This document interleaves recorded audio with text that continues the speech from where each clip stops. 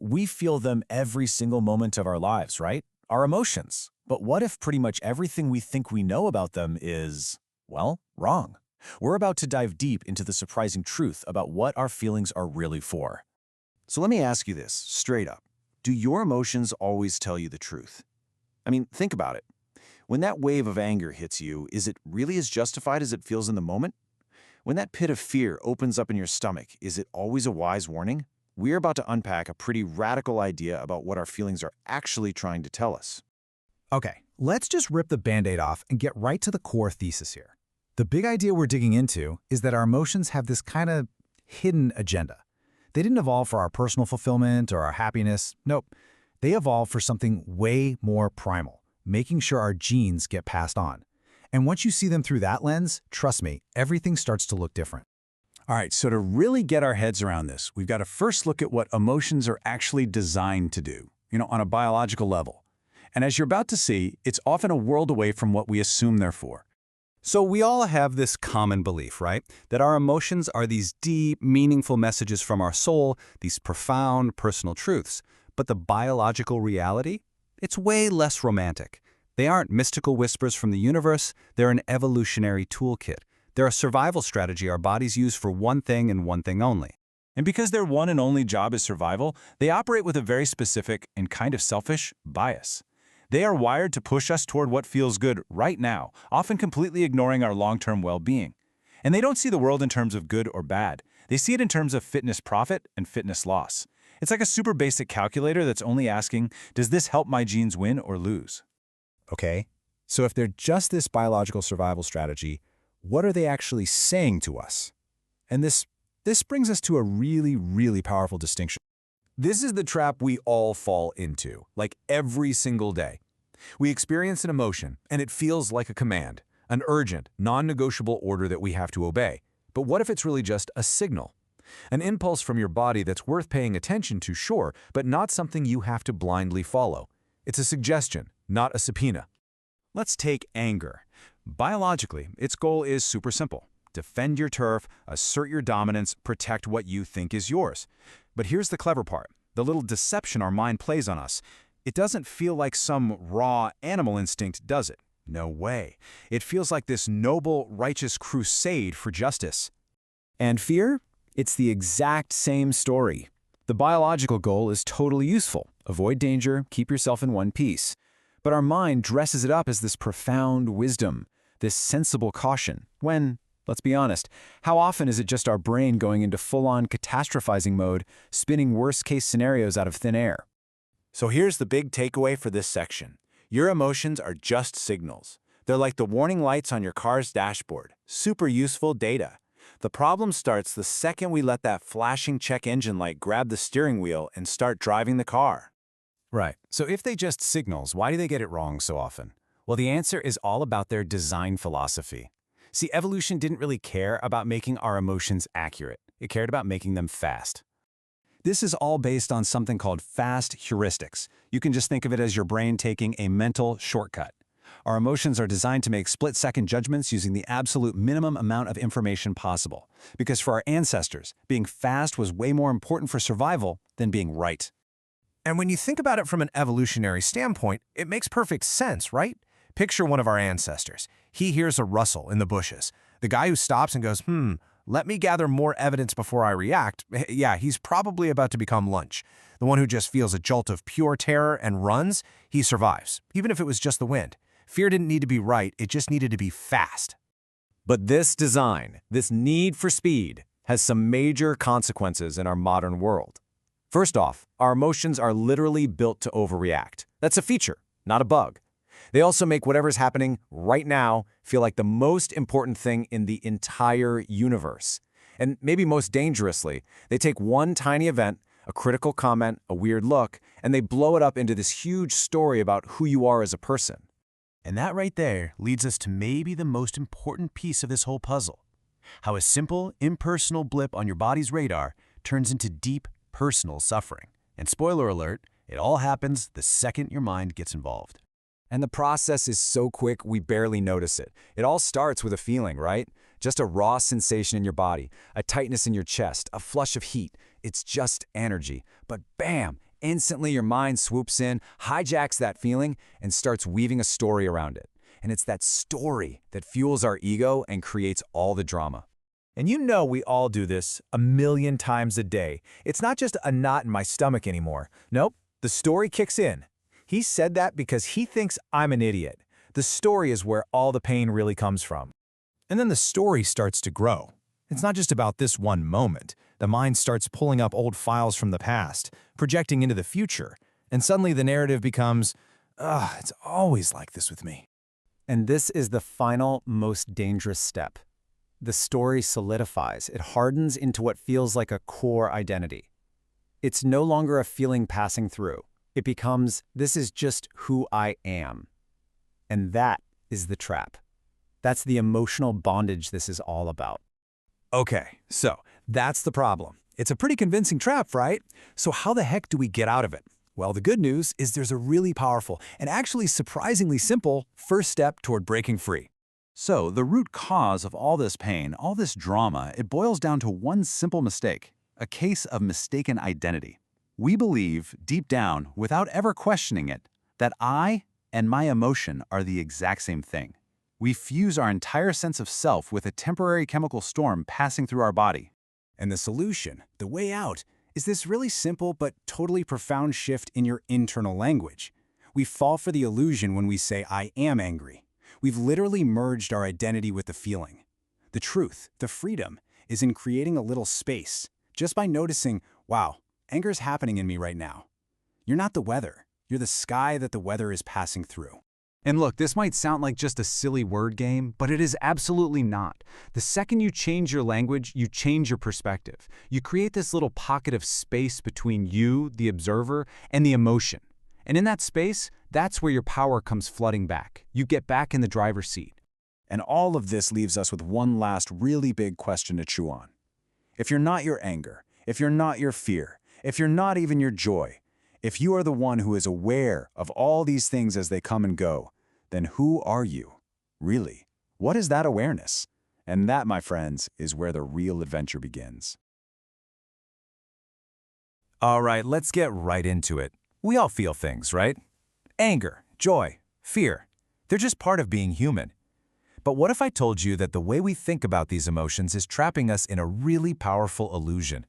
One that makes temporary feelings feel like they're our permanent reality. Today, we're going to pull back the curtain on that very illusion. It all boils down to this simple but incredibly deep question. Do you ask, am I angry? Or do you ask, did anger arise? Now, they might sound kind of the same, but trust me, the difference is huge. One statement defines who you are. The other just describes something that is happening. And that small shift, well, it's the key to everything. And here's where we can really see that split. On one side, you have the experience, it's just a temporary wave of feeling. It comes and it goes. But on the other side, you've got identity, that permanent story we tell ourselves about me. And that, right there, is the fundamental mistake we all make. We take a fleeting experience and we turn it into a solid, heavy identity. Okay, so let's break this down. Let's look at this core mistake. This unconscious mouth we do in our heads where we decide that this temporary emotion is, well, equal to our very being. I want you to really picture this. Think of an emotion just like a wave in the ocean. Seriously. It gathers its energy, it rises up, hits its peak, and then, what does it do? It just naturally falls away, disappearing back into the sea. That's what a feeling is supposed to do when we don't mess with it. It's a process, not a person. And this is the moment the trouble starts. It's a process called identification. It's when our mind comes along and just slaps a permanent name tag on that temporary wave. So the simple, observable fact of fear arose gets twisted into this heavy, permanent judgment. I am a coward. See how that works? We take one moment in time and we build a whole lifelong story out of it. So how does this actually happen? It's not like a switch just flips. It's actually a step-by-step process. The source material breaks it down brilliantly into 4 distinct layers that build on top of each other. And here's that process laid out. It starts at the most basic level imaginable, biological, just a physical thing in your body. Your heart starts racing, maybe your chest gets tight, it's just a sensation. But then, the mind jumps in for layer 2, thought. It attaches a story, he belittled me. And it doesn't stop there. Layer 3 is meaning. The mind makes it bigger, drawing a huge conclusion like I am not respected. And finally, it all hardens into layer 4, identity, a permanent story. This always happens to me. And just like that, a simple blip in your nervous system has become a core part of who you think you are. So you might be thinking, okay, if we all do this, what's the real problem here? Are the emotions themselves the bad guys? Well, the source suggests that the answer is a big no. The real problem isn't what we think it is at all. Take a look at this number. According to the neuroscience on this is the natural biological lifespan of an emotion if you just leave it alone. 30 to 90 seconds. That's it. That's how long the actual chemical rush in your body is designed to last. But, and this is a huge but, while the raw feeling might be gone in under 2 minutes, the story, the identity we build from it, that can stick around for hours, days, years, even a whole lifetime. The initial spark of anger is incredibly brief, but the story of "I was wronged," well, that can keep the fire burning forever. This really gets to the heart of it. The problem isn't that the wave shows up. That's automatic. The real problem is that we actively participate in keeping it there. We justify it. We tell ourselves, I have a right to be angry. We defend the story to anyone who will listen. And we just keep feeding it, looping the same thoughts over and over, trapping that wave inside us. Now, this brings us to the most subtle, the most clever part of this whole illusion. See, the mind has a master trick it uses to make absolutely sure we stay stuck to these emotions. And this is just brilliant. Look at how our mind disguises these raw, primal emotions. It dresses them up in these noble costumes of morality and justice. So your anger isn't just anger anymore, now it's "I'm fighting for the truth." Your jealousy becomes this noble quest for what's fair. Fear gets reframed as you just being practical. By doing this, the mind makes it almost impossible to question the emotion, because letting it go would feel like you're abandoning your most important principles. It's so sneaky. Okay, so if we're caught in this web of identification and these clever moral justifications, how in the world do we get out? What's the path to freedom? Well, luckily, the solution is actually as simple as the problem is complicated. In the end, it all comes down to this one powerful shift in perspective. The problem was never the wave itself. The anger, the fear, they weren't the enemy. The problem was our choice to merge with it, to believe that we were the wave. So the path to freedom is just learning how to stand on the shore and watch that wave rise and fall, without feeling the need to dive in and get swept away. And this right here, this is the key. This is the mantra for this whole new way of seeing things. What is arising is within me, but it is not me. It's so simple, but so profound. It lets you acknowledge the experience fully without collapsing into it. It creates that tiny bit of space you need to see the feeling for what it is. Just a temporary visitor, not the owner of the house. So, I'll just leave you with this to think about. The next time a big wave of emotion starts to rise up inside you, and you know it will, it's part of life, you now have a very real choice. Are you going to stand back and just watch it, knowing that it will pass? Or are you going to jump in, become the wave, and let its story define you? The choice, as always, is yours. Today, we're going to talk about something that could totally change your relationship with your own mind. It's not about managing your emotions better, it's about ending the fight with them completely. We're diving deep into the ancient idea of surrender, and you'll see why it's not about weakness, but actually the greatest source of inner strength you can find. So let me ask you, does this sound familiar? That constant, just exhausting battle inside your own head? You're always trying to wrestle your feelings, to force them into submission. If you're tired of that internal tug of war, then you are in exactly the right place, because there is a completely different way to live. Okay, let's get right into it. The entire struggle we have with our emotions, it really boils down to these two mindsets you see right here. On one side, you've got the master, or in Sanskrit, the Swami. This is the part of us that's locked in a constant battle, always trying to control everything. And on the other side, you have the witness, the Sakshi. This part finds peace just by watching. Let's break down exactly why one path leads to suffering and the other leads to total freedom. So why is our default setting, trying to be the master, basically built on a lie? Well, we have to understand that this whole idea of becoming the master of your emotions, it's a fundamental illusion. This slide just nails our unconscious thinking process, doesn't it? It all starts with this tiny automatic thought. This feeling, this anger, this sadness, it's mine. And right from that sense of ownership, we assume we have authority over it. which then leads to the final, totally flawed conclusion: I have to control this. I have to fix it. And boom, right there, you're in the trap. But here's the reality check. Emotions are not a conscious choice we make. They're automatic responses, They get triggered by our biology, by our memories, by what's happening around us. Trying to directly control an automatic process like that, it's like trying to stop the ocean's tides. It's just a recipe for exhaustion. And this slide brilliantly shows the two dead-end streets that master mindset leads us down. Option 1, suppression. We tell ourselves, I shouldn't be feeling this, and we just shove the emotion down. But it doesn't go away, does it? It just festers. Option 2, acting out. We justify the feeling, we feed it, and we reinforce it with our actions. But notice the common denominator here? In both cases, I stays right in the middle of the storm.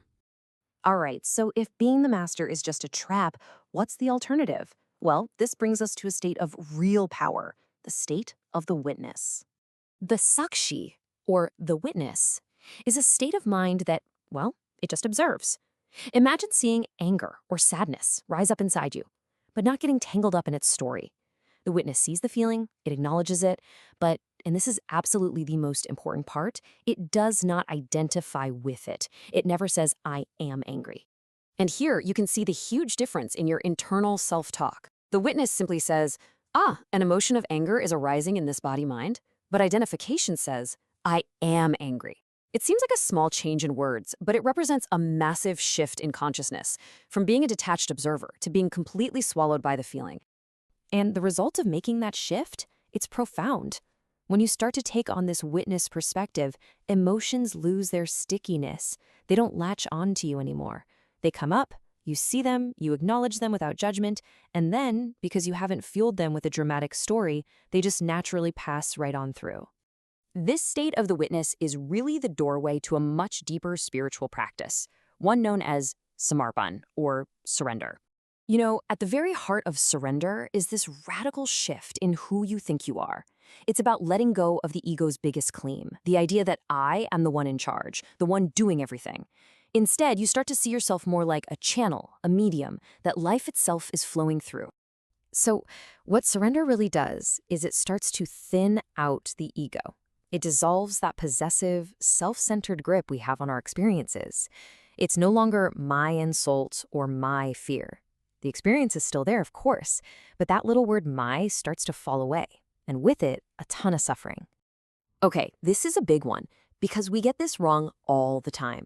Our culture often thinks of surrender as giving up, as weakness. But the truth is the complete opposite. Surrender is the ultimate act of inner freedom. Think about it. Someone who just reacts to every flicker of anger is basically a slave to their biological programming. But the one who can witness that anger and surrender its energy without being its puppet, now that is the person who is truly free. Okay, so we've talked a lot about the what and the why, but how do we actually do this in the heat of the moment? Let's get into a really practical, step-by-step method for practicing surrender. This is the SARA protocol. It's a simple but incredibly powerful 4-step process. Let's walk through it. First, S for Swikar. Acknowledge. Just notice the feeling. No judgment. Okay, anxiety is here. Second, A for Algov. Separate. Remind yourself, this is an experience happening, but it is not who I am.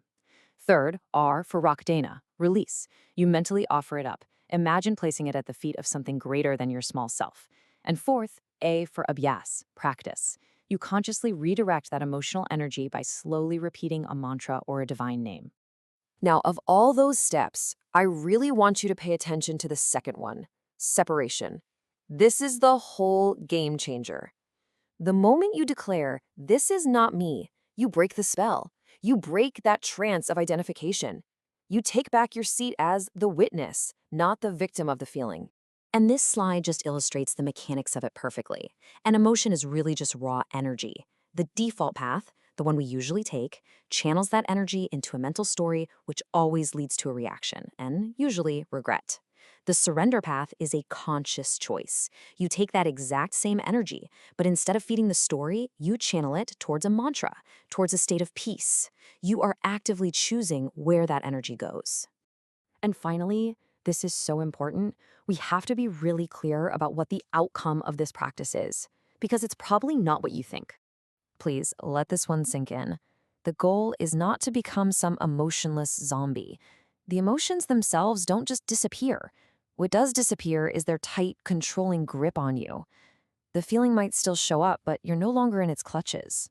This means you still get to have a rich, full emotional life, but the emotions become visitors, not permanent residents who take over the house. They stop being your identity. And that, right there, that is the beginning of real, authentic inner freedom. So to wrap it all up, the essence of surrender is really just this. It's realizing these feelings are just natural waves. It's remembering to say, I am the witness. It's the act of offering it all up, and then consciously choosing to channel that energy toward peace. And that leaves us with one last, really powerful question to think about. Every single emotion we cling to, it's being held up by a story we keep telling ourselves. The practice of surrender, when you boil it all down, is the practice of letting that story go. The only question left is, are you ready? You know that feeling when you're trying to let something go? Maybe it's an old argument, a nagging desire, or just a bit of resentment, and you find it's almost impossible to shake? Well, today we're going to dig into why surrendering is such a deep human struggle, right? It's a question we all wrestle with. It could be in a relationship, something at work, or even just a battle inside your own head. Letting go just feels so wrong, so unnatural. But why is that? Is it just that we don't have enough willpower, or is there something much deeper going on here? And get this, the answer isn't about you being weak or flawed. It's actually a massive conflict between two parts of you. Your biology, which is hardwired for survival and immediate action, and your higher, conscious goal of finding some peace and just letting go. Okay, so here's how we're going to break this down. First, we'll look at the biological mind's conflict. Then, we'll dive into the ego and the powerful stories it tells. After that, we'll touch on the almost addictive high we get from our emotions. And finally, we'll uncover the real secret to actually making surrender possible. So first up, let's get right down to it. Our own brains. The single biggest barrier to surrendering is our basic biological programming. It's a system built for one thing: getting rewards right now and treating everything like an emergency. I mean, just think about it for a second. Our emotions are basically wired for instant gratification. Anger, boom, you get an instant shot of power. Revenge, immediate relief. Fear, it instantly triggers your self-protection mode. These are all super fast chemical rewards that our brain is programmed to chase. But then you have something like awareness or meditation, the stuff that leads to surrender. The rewards there are slow, they're deep, and they're lasting. They don't give you that quick dopamine hit. So, of course, our biological mind is like a little kid saying, yeah, I'll eat my vegetables later, but I want that candy right now. And this really gets to the core of the biological fight. Our emotional system, which is basically a leftover from our caveman days, is an alarm bell screaming, now, do something. It manufactures this sense of total emergency. But awareness, the very act of surrender, only asks for one thing: wait. And that is precisely why it's so hard. That simple act of just pausing, it feels like a defeat to our primal brain. It's built for action, for fight or flight. To just stop and wait feels like you're losing the battle, and it goes against every survival instinct we have. Okay, so if our biology wasn't enough of a hurdle, let's pile on the psychological layer. Because it's not just our wiring, it's also our ego and the nonstop stories we tell ourselves that make surrender a real challenge. Think about this. Emotions like anger or jealousy or feeling insecure, what do they all have in common? They put I right at the center of the universe. They pump up the ego. But surrender? It demands the exact opposite.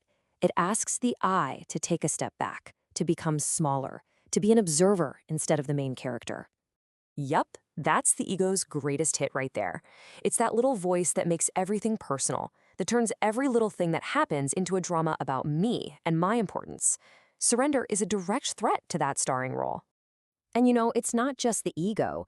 Our minds are complete story addicts. The second an emotion pops up, the mind goes to work, weaving this whole narrative around it just to make sense of the feeling. It's literally feeding itself with these stories. Oh, this is a classic. Something happens, and instantly the mind creates a story of intent. Suddenly there's a villain, there's a victim, and that story, That story is pure fuel for the fire. It justifies the emotion and makes it so much harder to just let it pass. That's the addiction in action. So you've got your biology and your psychology working against you. But wait, there's more. Let's talk about two of the most powerful ways emotion keeps us hooked: the incredible energy it gives us and its sneakiest disguise. Emotion is like a shot of espresso. It's this huge, explosive surge of energy, and our minds are kind of drawn to that intensity. It's exciting. Awareness or surrender, on the other hand, creates a totally different kind of energy, a slow, steady, rhythmic flow. It's like a calm river versus a lightning strike. And at first, our mind often prefers the lightning. And this is maybe the most subtle and powerful trap of them all. Our mind justifies these big emotional outbursts by dressing them up in a costume of morality. It tells us, hey, I'm not just being angry, I'm fighting for what's right. This is about justice. See, the act of surrender forces you to hit pause and ask a really tough question. Hang on, is this truly about some higher principle? Or is this just my ego, my insecurity, or my desire for payback wearing a superhero cape?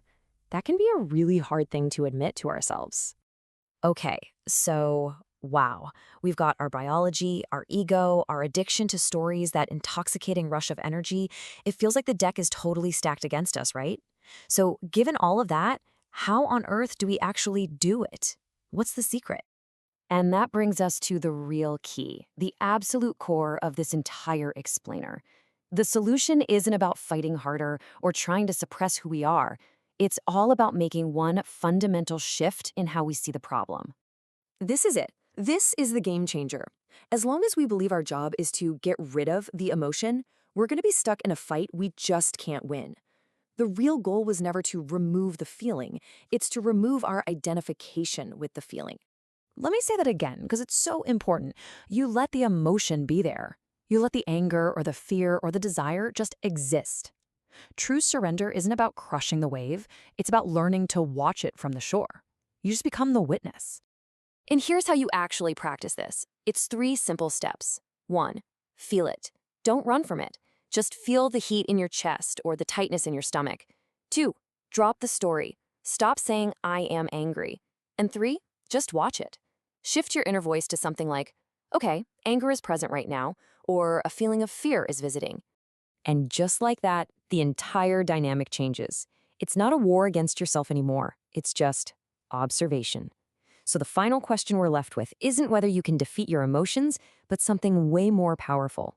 Can you simply become the witness to them?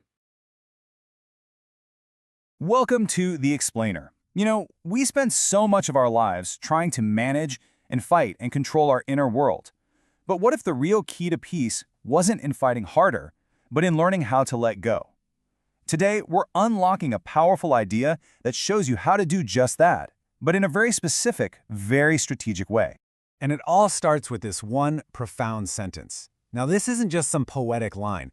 Think of it more like a key, a kind of internal password that's designed to end that constant, exhausting battle we all fight inside our own minds. So here's our roadmap for today. We're going to break this whole idea down step by step. The goal is to take this really deep philosophy and turn it into a practical tool that you can actually start using, like today. Okay, let's dive right in. When you hear the word surrender, what do you think of? For most of us, it sounds like weakness, right? It sounds like giving up. But in this context, it's something entirely different. And honestly, it's way more powerful. This idea, samarpan, is really a 3-part internal shift in how we see things. First, there's dropping ownership, then dropping doership, and finally, taking refuge. These 3 actions are the core of the whole practice. So that first one, dropping ownership, this is a total game changer. It means that when a feeling like anger or jealousy just appears out of nowhere, you don't call it my anger. You don't make it a personal failure. Instead, you see it as just a wave of nature passing through you. It's impersonal, just a mix of hormones, biology, and all our past conditioning. And the benefit of this is immediate and huge. The second an emotion isn't a reflection of who you are, all that heavy guilt and self-criticism, it just starts to dissolve. And it's that little bit of space that allows for some inner peace to finally show up. Okay, so that leads us perfectly into our next piece of the puzzle, the illusion of control. because this entire practice directly challenges the mind's biggest and sneakiest trick. See, our mind's default setting, you could almost call it its core disease, is this deep, nagging belief that I am the controller, I am in charge here. We just operate under this false assumption that we should be in total command of our inner state, and that right there is the source of the whole struggle. So here's the crucial point. You can't actually control that first wave of emotion from showing up. It's going to happen. But here's what you can choose. You can choose if you're going to feed it. You can choose if you're going to act on it. And you can definitely choose whether you're going to build a whole dramatic story around it. That is where your real power lies. That's your freedom. And there's a brilliant analogy for this. Think about your eye. It can look at a totally chaotic scene, but the eye itself doesn't become the chaos. It just sees it. Well, that's the goal for your consciousness, to be able to see a strong emotion without becoming that emotion. Surrender is just the practice of getting back to that seat of the witness. Now, this is a really, really important distinction to make. True surrender is the polar opposite of emotional escape or suppression, which, let's be honest, is what most of us try to do when things get tough. And here's the fascinating difference. It all comes down to awareness. Escaping a feeling, that's all about decreasing your awareness. You're trying to go numb. But surrender, it does the exact opposite. It actually requires you to be more aware. You have to see the feeling clearly, but just choose not to get swept away by it.